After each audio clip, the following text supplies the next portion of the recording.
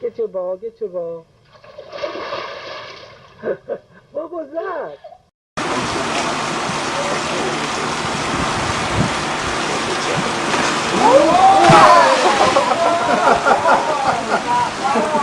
Задержанию двух врачей-трансплантологов, турка-сомнеза и израильтянина Шапира.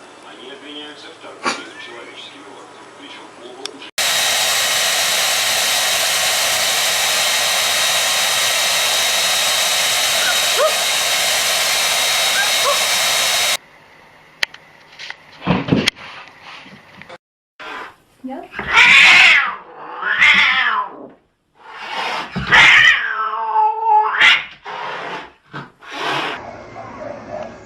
Oh my god!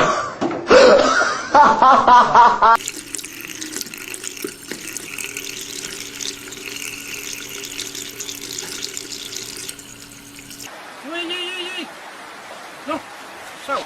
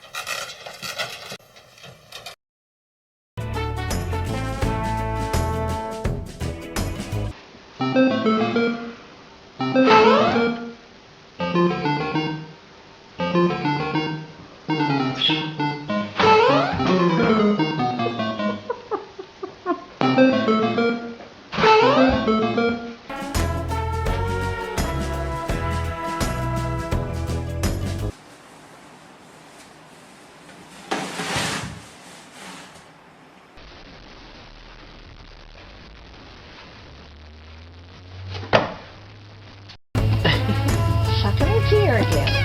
And it's me, Alice.